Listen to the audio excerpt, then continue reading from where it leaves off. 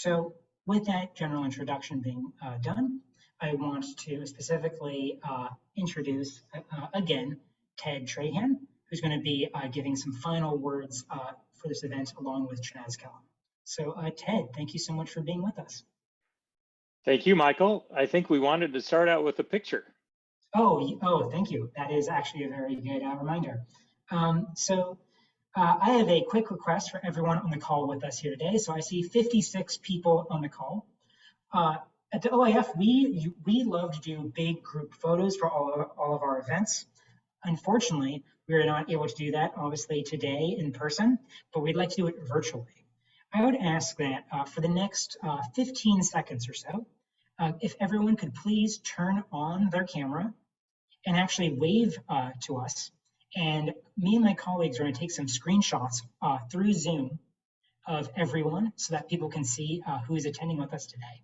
And we would greatly appreciate that. So I'm going to just do this, and thank you all so much.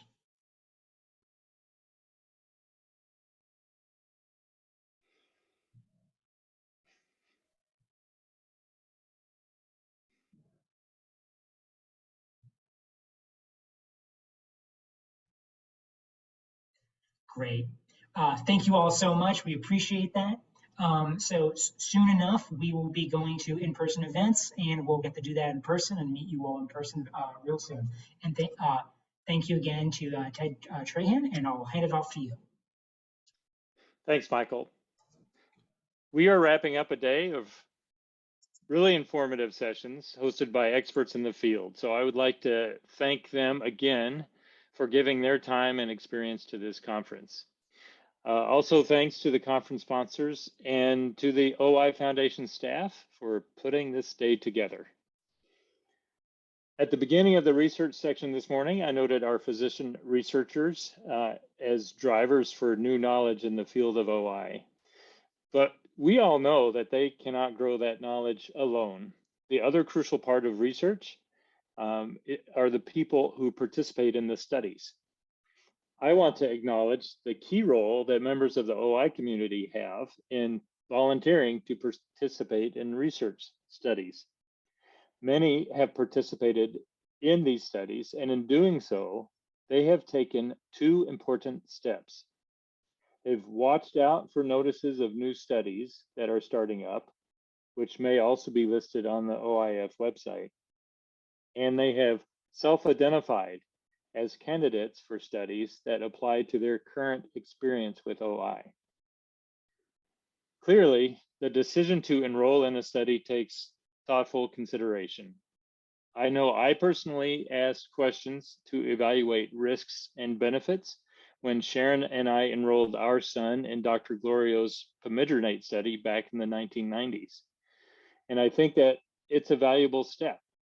Connect with research study teams with the help of the OI Foundation staff and ground your understanding of risks and benefits. When the risk-benefit comparison works out, be sure to take the next step. Participating in surveys is a low-risk way to get involved. For example, Dr. Tosi spoke this morning about the PCOR, or Patient-Centered Outcomes Reporting team, which is seeking volunteers right now to participate in listening sessions to tell us about transition from pediatric to adult care and the barriers to accessing adult care. Does this issue resonate with you? If so, check out the OI Foundation website or contact Stacy Loring on the OI Foundation staff. Furthermore, there will be a virtual listening session coming up where you have a chance to voice your opinion on OI Foundation focus areas over the next few years. So what's the most important takeaway? The OI Foundation needs your voice, whether for research studies, surveys, or listening sessions. You provide the guidance and the raw data that moves both research and the OI Foundation forward. This morning, I also alluded to an upcoming regional conference. That regional conference is Saturday, July 30th, a short 3 weeks away. It will be held at the University of Southern Florida in Tampa and will be in person. It's not too late to register to attend. Get more details at the OIF website. Finally, we have another speaker to provide one further update and to wrap up this session. He serves as a program manager at Highmark Health, where he does work in diversity, equity, and inclusion. He began his career at the Pittsburgh Pirates, in which he spent much of the time in Community and Public Affairs Department as the manager of diversity initiatives. In this capacity, he was responsible for managing the organization's interaction with various multicultural constituencies. He earned his Master's of Science degree in Organizational Leadership from Robert Morris University, and he is active in the community as he serves on several nonprofit boards and is involved with the Pittsburgh Steel Wheelers, the competitive wheelchair basketball team in the region. He also is the inspiration behind an update to the OI Foundation bylaws that introduces diversity, inclusion, and equity as a focus area. Please welcome Chaz Kellum. Thank you so much, Ted. Thank you for that kind introduction, and thank you for having me. Hello, hello, hello, folks. I'm so glad to be here. Thrilled to share with you not only an update, but to really help us wrap up and figure out what's next, as we've all attended an amazing day of great information, outstanding resources, and so much more. It's a pleasure to be here with you, a true privilege to be here as part of the virtual national conference. So as I've attended various sessions throughout the day, there was something that came to my mind. And there is an old nursery rhyme called The Wise Old Owl. And it comes out of the US and it dates back to the 19th century. And it talks about the value of just sitting with yourself and being present and really listening to all the things that are around you. So my approach to this conference has been to listen in such a way that others love to speak to me, right? So really being an active, engaged participant. And that has been one of the main things that I've attempted to do as a member of the OI community. And this conference has been outstanding, right? Lots of great information, lots of great resources. OIF committed to doing diversity, equity, and inclusion, not only because it was the right thing to do, because they are totally on board with supporting anyone throughout the world that is impacted by OI. Now, as a DE&I professional, there's a couple things I wanted to share. And as I've done this work with the great staff of OIF, we've all recognized that common sense is in common. What I mean by that is that we have to continuously, intentionally, and authentically do diversity, equity, and inclusion work tied into the work of OIF. And our team, the great staff, is committed to doing that. Michael and I had a conversation last week, right? Unpacking things that we continuously are working towards. Everyone on the staff, the board of directors is committed to this. And you've seen elements of that embedded into this conference. Next thing I want to mention is that it involves great risk. With great risk comes great achievements. And we believe through diversity, equity, and inclusion efforts, we can open the doors to attract, engage, find opportunities for that maybe we've not necessarily been open to. Maybe we can welcome in new members of our community that may not know about OIF or know about some of the great opportunities and resources available. So we want to make sure that as we take those great risks, we understand the great achievements. It's going to require us all to work hard. It's going to require us all to maybe shift a little bit of way of our thinking, but it comes down to inclusion. Why has OIF decided to do this? Well, again, we want to make sure that we're creating a system that everyone is welcomed. But folks, we need you to help us do that. One of my challenges to you as we wrap up our conference is to tell someone. Tell someone else that has OI or may be impacted by OI about the great work of this organization, the great work that's happening around the world. Diversity, equity, and inclusion is about each and every one of us, recognizing our uniqueness, recognizing what makes us all different and special and important. Not only important to our community, but important to the work that we're all trying to achieve and get to. So folks, we need you. We need you to tell someone about this organization. We need you to tell someone that has OI, tell someone that doesn't. We need your help in getting this information out there in the community. Now, there are 4 main priorities that we have as a foundation that we've committed to in the diversity, equity, and inclusion space. We continuously are making progress. We're continuously working collectively to make that progress. Those 4 bucket areas come down to our organizational commitment and communication strategies, diversity in governance. So Ted talked about bylaw changes and other things that happen at the governance level. Diversity in talent, right? As we hire interns, as we think about our reach of our volunteers, making sure that our talent across OIF thinks about diversity.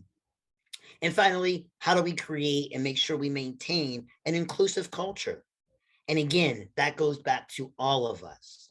And one thing that I think is important that you can help us to create that is the World Cafe sessions that I'm sure maybe you've heard, maybe you've not, but if you haven't, we want you to check those out, right? Thinking about ways, especially the virtual one, give us your feedback, ways that we can continue to create the inclusive culture that we so want and drive towards. So again, if you've not checked those out or thought about participating, we want to encourage you to check those out on the website for more details. And our ultimate goal here is to make sure that there are no systematic barriers in place that allows any person throughout the world to engage with OIF, right? To make sure that there's no reason why, regardless of income, nationality, sexual orientation, religion, marital status, regardless of any of that, that OIF continues to be a place that welcome and embraces all. Now, let me say, we're doing a great job, right? But diversity, equity, and inclusion continues to require growth, and we need to continue to challenge the way we're doing things. And again, I can't stress enough that our board, the staff, is committed to doing this.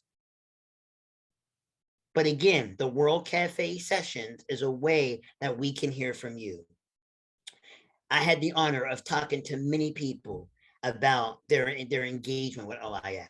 Many people about their experiences, many people that have been committed, some new folks. I've connected with people on social media, random strangers that I found on social media platforms to make sure they know about OIF. We need to continue to do that collectively. And again, we need to hear your voice. We need your support in doing this. We need all of us to be in places and in networks that our staff and board cannot be. So again, those World Cafe sessions, I want to mention the virtual one specifically, August 4th. Check it out. Make sure you join us. If not, I know Jessica, a great staff member, is open to your ideas and to your opportunities to make sure that your voice is heard. Okay, so again, with diversity, equity, and inclusion, your voice matters. So we want to make sure that we leave you with that. Now, as we wrap up our conference, it's been a day, a lot of information. Maybe your head is full, your heart is warm, right? But I'm going to challenge you. As soon as we're done, I want you to do a quick exercise for yourself, right? Head, heart, hand. Head, heart, hand, right? What were some things you learned? I want you to jot those down as soon as we're done. In your heart, what did you feel, right? What motivated you? What encouraged you? What inspired you? That's your heart element.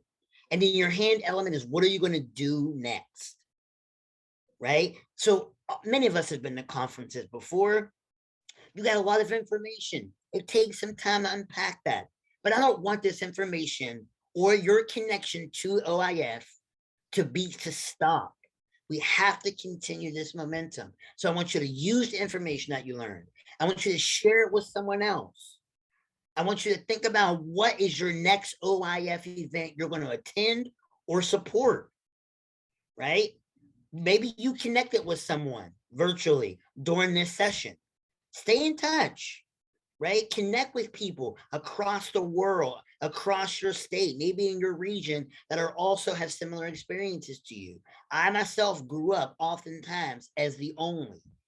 The OIF was my way to connect with other people that are going through similar experiences. So connect with people, remain in touch. And I mentioned that do. Remember, it was head, heart, and hand. So that do element of your hands, make next step list, right? Make some list of what you're going to do. Take some action, right? Action. Ask questions. Continue to listen, right? Have an open mind. Think about your impact. By you bringing someone else on, by you telling others, you're making an impact, right? You're making an impact. And then think about what those next steps are. What makes the OIF so special is that we're a family. And I hope that throughout this conference, you felt a little bit of that, right? You felt that connection. I know I can call anybody on staff, any board member, and many of the colleagues that I know are with us as we wrap up. We have to continue to build that family. We have to continue to rely on each other. We have to stay connected and stay involved, especially as we think about how we continue to impact diversity, equity, inclusion within the foundation. So I just want to wrap up by saying thank you. Thank you to all the amazing board members that have committed their time, their resources to support this work. I cannot thank enough the staff. I mean, the staff worked so hard on this conference for us. So as a member of the community, thank you so much to each and every one of our staff members. All of you as attendees, making it a warm place to be vulnerable, to be open, to be true. I can't thank enough to the sponsors. We can't do this without their support. Our great medical professionals, right? We have a great, I can be on and on with thank yous. I'm just going to end by saying thank you. Thank you to everyone that joined. Thank you to all that you have done and you will continue to do to support our work and the work of OIF. So folks, have a great rest of your day. It has truly been a remarkable experience. I hope that you feel motivated. I hope you've learned some things, and I hope that you'll stay in touch. We'll see you soon at a future opportunity. Thanks so much, folks. Take care. Be well.